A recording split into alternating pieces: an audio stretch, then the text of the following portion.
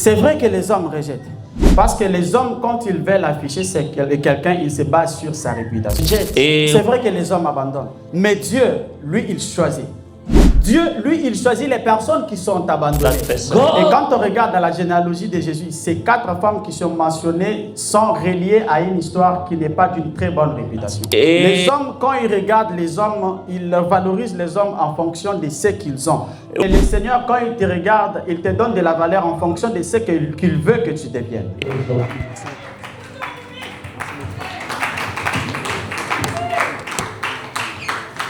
Alléluia. Alléluia. Est-ce qu'on peut continuer à acclamer le Seigneur?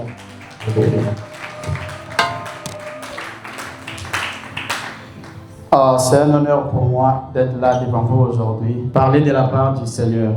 On est dans notre grand thème, Jésus-Christ, notre Rédempteur. Et aujourd'hui, je vais pouvoir parler de la généalogie de Jésus. Amen.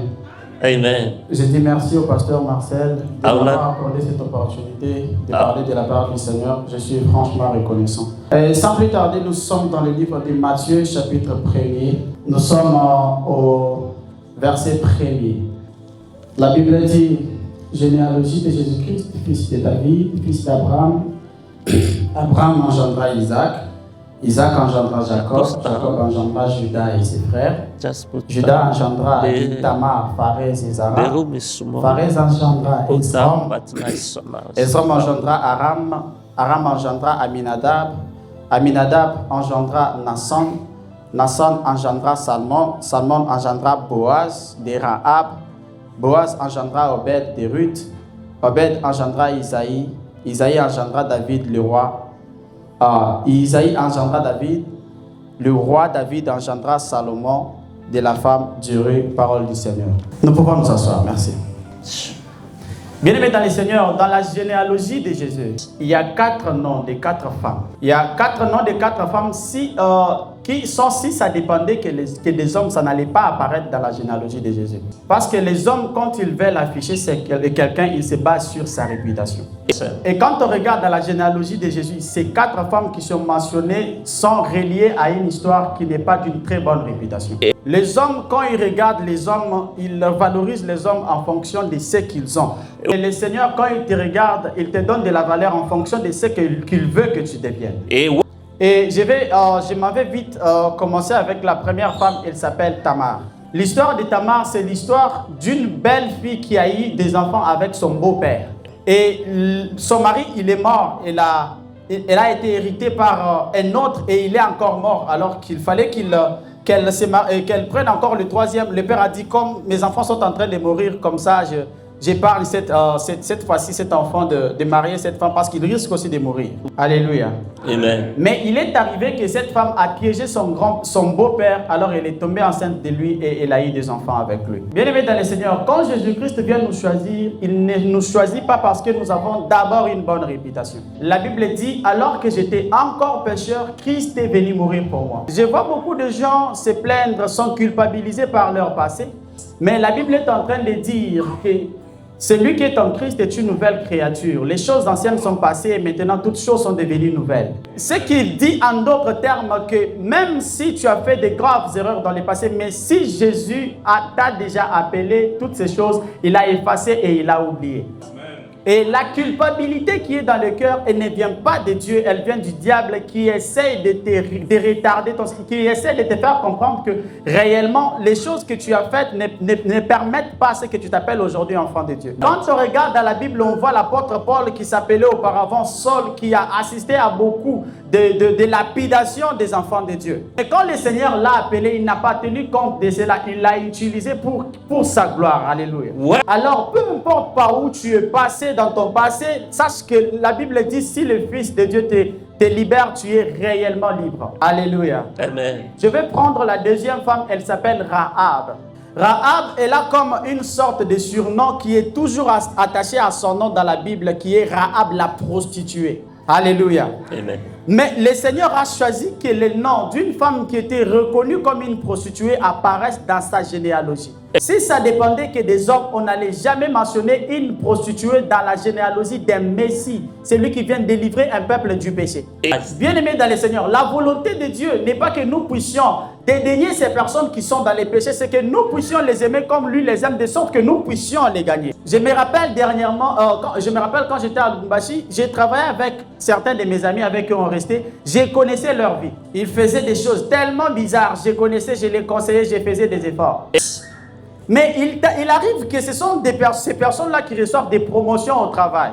Un moment, je me suis arrêté, j'ai dit, Seigneur, qu'est-ce qui ne va pas? Ces gens, je les connais, je sais ce qu'ils font. Et je crois sûrement que toi aussi, tu vois ce qu'ils font. Mais moi, je suis ton serviteur. Je te crains. Qu'est-ce qui ne va pas pour que je ne reçoive pas la promotion? Et un jour, le soir, j'étais là, pendant que je m'inquiétais, Dieu me dit, tu vois ces gens-là que tu acquises auprès de moi, je les aime énormément. Je ne veux pas qu'ils se perdent, je veux qu'ils reçoivent aussi la vie, les saluts comme toi tu l'as reçu. Depuis ce jour-là, j'ai appris la leçon de ne pas regarder les gens pour ce qu'ils font, mais de faire un effort, de les aimer et de les aider à sortir d'où ils sont. Quand je suis arrivé dans ces pays, les gens m'ont dit attention, ma réputation va te béber à ma casse. Ce que je comprends, c'est que la réputation ne s'abîme pas, ce sont les gens qui travaillent pour abîmer les réputations des gens. Tu as entendu quelque chose concernant quelqu'un? Pourquoi tu dois d'abord aller dire à 10 personnes et pour dire que non, nous voulons l'aider? Nous disons souvent que nous aimons le Seigneur, mais nous ne pouvons pas aimer Dieu sans aimer les personnes que nous voyons. Parce que par la définition de l'amour dans la Bible dit l'amour couvre les fautes, l'amour pardonne, l'amour est patient. Quand tu as appris quelque chose de mauvais sur quelqu'un, va le voir et l'aider au lieu d'aller en parler à d'autres personnes. Parce que aussi longtemps que le message est en train d'aller de personne en personne, il change son sens, il est en train de se transformer, il est en train de s'empirer. Bien aimé, nous avons vraiment besoin de l'amour. Si nous nous aimons, nous ne pouvons pas détruire nos propres réputations. Moi, ce que je ne comprends pas par moment, c'est qu'il y a des gens, ils n'habitent pas avec les gens, mais ils sont informés de la vie des gens plus que même eux-mêmes. Ils sont à la recherche des informations des gens, ils sont à la recherche des erreurs. Que tu fasses seulement une petite erreur comme ça et puis ils vont faire de ça un live sur YouTube, sur TikTok. Bien aimé dans le Seigneur ne voit pas les choses comme ça. Nous devons faire les choses et voir les choses selon la manière que Dieu le voit.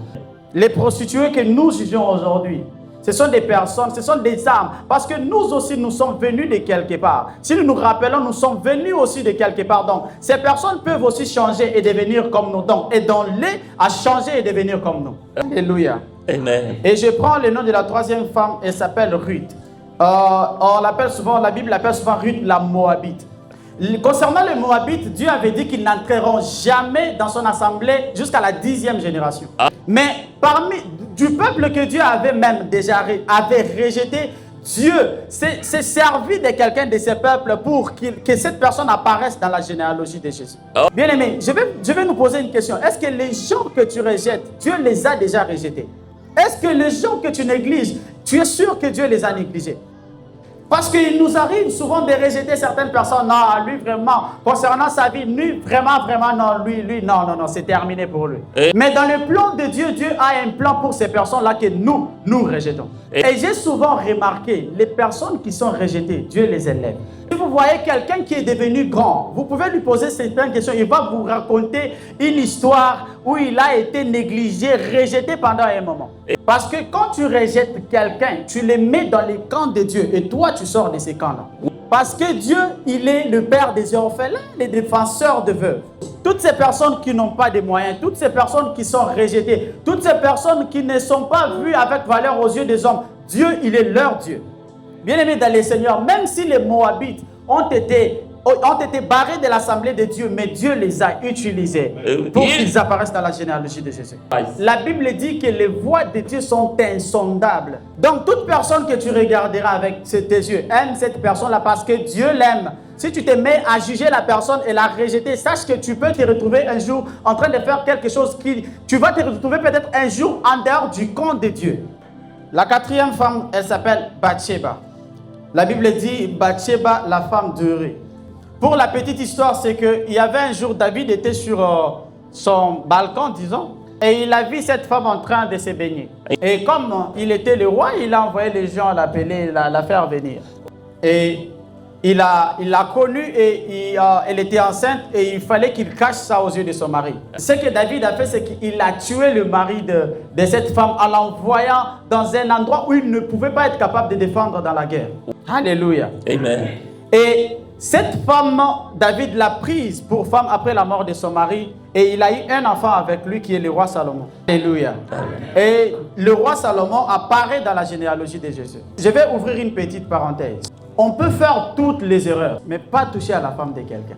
Dieu, il est très contre cela. Chaque chose qui part à l'encontre, chaque fois qu'on a essayé de toucher la femme de quelqu'un dans la Bible, Dieu a intervenu directement. Je vois certaines personnes aujourd'hui, ils savent que c'est une femme mariée, tu la fréquentes pourquoi? Dieu frappe fort de ce côté-là, parce que la Bible dit que les mariages soient honorés de tous, les lieux conjugales exempts de toute souillure. Et si tu te mets dans une position où tu n'honores pas le mariage de quelqu'un, Dieu te frappera. La Bible dit dans Psaume 118, à partir du verset 22, la pierre qu'ont rejeté ceux qui bâtissaient est devenue la principale des langues. C'est là que je commence à développer mon message. C'est vrai que les hommes rejettent. C'est vrai que les hommes abandonnent. Mais Dieu, lui, il choisit.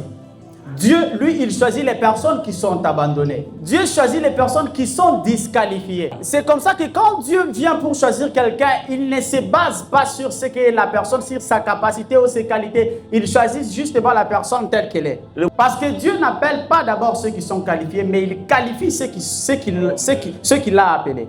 Alors, peu importe comment, peu importe ce que tu es, sache que Dieu peut faire avec toi de grandes choses. Peu importe ta couleur de peau, peu importe ta tribu, peu importe tes langues, peu importe, Dieu, il est capable de faire avec toi des choses qui dépassent les entendements des hommes. L'assurance dont tu as besoin pour aller loin dans la vie, c'est Dieu. Parce que si les hommes veulent te prendre quelque part, par exemple, à un boulot, ils vont te demander un CV. Et si tu n'es pas qualifié pour ces postes-là, ils vont pas te prendre. Mais Dieu, quand il vient pour te prendre, pour te sélectionner, il n'a pas besoin que tu lui présentes un CV. Il n'a pas besoin que tu parles français. Il n'a pas besoin que tu parles même l'anglais. Il ne faut pas se sentir un peu reculé, genre, non, je ne parle pas l'anglais. Non, le Seigneur peut te positionner dans un endroit, même si tu ne parles pas l'anglais. Il y a certaines personnes qui se plaignent, non, je viens d'une famille sans griffes. Mais par toi, Dieu peut faire en sorte que ta famille ait aussi des griffes. Dieu peut t'élever comme il a élevé Joseph. Il a fait de lui quelqu'un, dans un pays étranger, il a fait de lui un deuxième pharaon. C'est comme ça que toute la famille de Joseph est venue après. Elle a vécu en Égypte pendant que tous les pays étaient dans la famine. La famille de Joseph a bien vécu, a mangé, a bu, justement parce que Dieu a élevé quelqu'un. Donc, bien aimé dans le Seigneur, il ne faut pas commencer à se plaindre, dire que peut-être dans notre famille, il n'y a pas quelqu'un. Peut-être toi, tu es le quelqu'un de ta famille qui sera le quelqu'un de quelqu'un. Dans 1 Corinthiens 27 jusqu'à 29, la Bible mentionne un passage qui dit « Dieu choisit les choses folles du monde pour confondre les sages. Dieu a choisi les choses faibles du monde pour confondre les forts. Les choses viles et méprisables, ce sont les choses que Dieu choisit pour que personne ne se glorifie. » Amen. Alléluia. Amen. Les choses que les hommes ont rejetées, ont regardé comme si c'était rien. Ce sont ces choses-là que Dieu choisit. Donc, si tu te sens négligé, méprisé par moments, regardé avec un regard hautain, sache que c'est un signe que le Seigneur t'a choisi. Quand Dieu vient donner la victoire, il n'utilise pas une très grande armée. Il utilise justement peu de gens pour que la gloire lui revienne. Goliath était quelqu'un, c'était un guerrier, c'était un vaillant héros, c'était quelqu'un de guerre. Si on met dans le plan physique comme ça, David ne pouvait jamais battre Goliath. Alléluia. Amen. Mais David avait quelqu'un à lui qui avait la capacité de faire tomber Goliath. Bien aimé, tout ce dont tu as besoin, c'est avoir Dieu en toi, qui a la capacité de te faire entrer n'importe où, de faire tomber n'importe qui, de t'introniser n'importe où. Parce que même quand on regarde, quand Samuel est venu oindre le roi dans la famille d'Isaïe, David était même dans la brousse en train de paître les brebis. Il n'était même pas sur la liste selon la vision des hommes. 46. Il y a des gens qui te regardent et disent, de cet homme peut-il sortir quelque chose de bon? Je me rappelle, il y a des moments et des endroits où les gens, quand ils ont appris que c'est moi qui pouvais intervenir, qui devais intervenir, les gens m'ont regardé comme ça. Il paraît trop jeune. Qu'est-ce qu'il va nous donner? Qu'est-ce qu'il a à nous donner? Qu'est-ce qu'il a à nous dire? Mais après avoir intervenu, Et puis il y a des gens qui viennent, ah, salut homme de Dieu. Non, maintenant je suis homme de Dieu. Bien-aimé dans les Seigneurs, que le regard des hommes ne te décourage pas, que la façon dont les hommes te regardent ne te décourage pas. Toi, compte sur le Dieu qui peut te positionner n'importe où. Alléluia. Amen. La Bible dit, je puis tout par celui qui me fortifie. Bien-aimé, cultive la confiance parce que tu es un enfant de Dieu. Dieu n'est pas un Dieu qui oublie, il t'a choisi et il a des bons plans pour toi. Ne fais pas attention aux dires des gens. Parce que si tu te bases sur les dires des gens, si tu veux que les hommes t'approuvent, ils ne le feront jamais. Les hommes, ils approuvent seulement quelqu'un, ils disent, ah, c'était une bonne personne, car la personne est déjà partie, la personne est morte. Est-ce que je peux entendre ce que vous allez dire maintenant? Les hommes ne peuvent pas te donner la force. Si tu attends l'approbation des hommes, tu ne peux rien faire, bien-aimé dans les Seigneurs. Il n'y a que le Seigneur qui peut t'approuver d'une manière la plus vraie.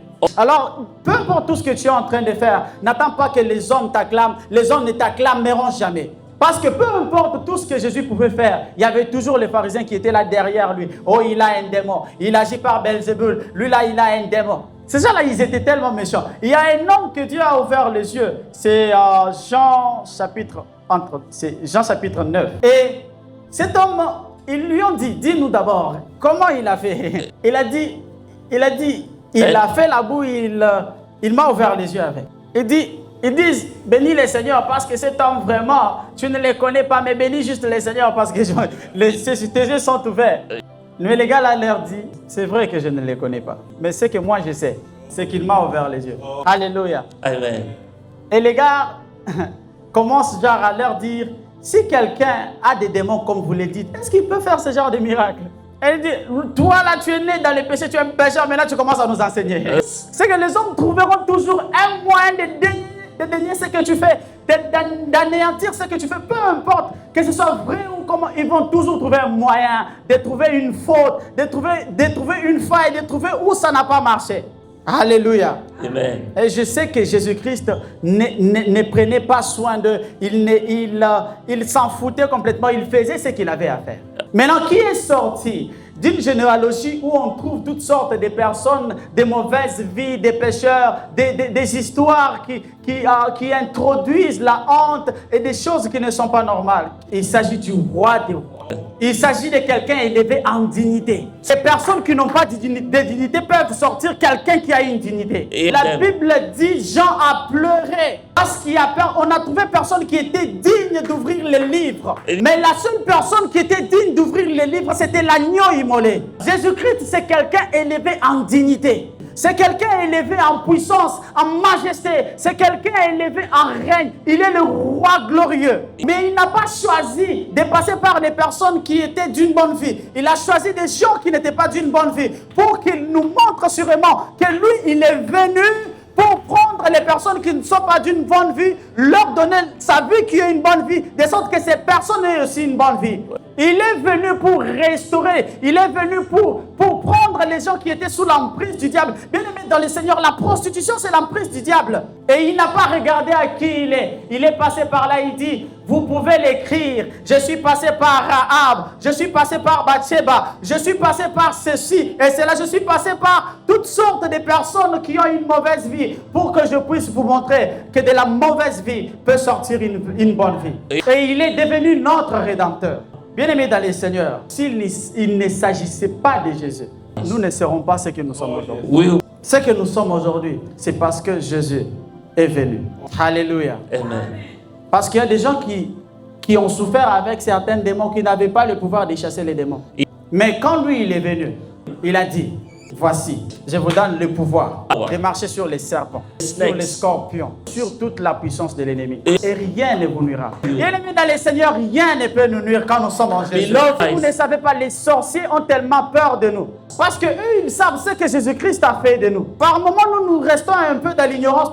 Par moments, on ignore, mais eux, ils savent réellement ce que nous sommes. Bien-aimés dans les Seigneurs, tu n'es pas n'importe qui. Tu n'es pas quelqu'un que la sorcellerie peut prendre et envoûter. Tu n'es pas quelqu'un que la magie peut retarder. Parce que Jésus-Christ t'a choisi et il a pris sa vie, il t'a donné. Aussi longtemps que Jésus-Christ n'a pas échoué, toi tu n'échoueras pas. Aussi longtemps que tu es un enfant de Dieu, toi tu n'échoueras jamais. Alors marche avec confiance, marche tête haute, parce que le Seigneur Jésus t'a libéré. Et il t'a donné le pouvoir de marcher sur toutes sortes de puissances et rien ne pourra te nuire. Et bien aimé dans le Seigneur, la dernière chose avec quoi je vais finir, c'est que regarde les gens de la manière dont Dieu les regarde. Parce que la personne dans qui il y a la discrimination, Dieu ne lui donne pas un grand peuple. Dieu ne peut pas te donner un grand peuple alors que toi tu te bases sur les tribus, sur la couleur de peau ou sur les langues. Quand il s'agit de la grandeur, Dieu regarde la qualité du cœur. Soignons les qualités de nos cœurs et voyons les hommes comme Dieu. Et voit les hommes. Que le Seigneur nous bénisse abondamment. may God bless you.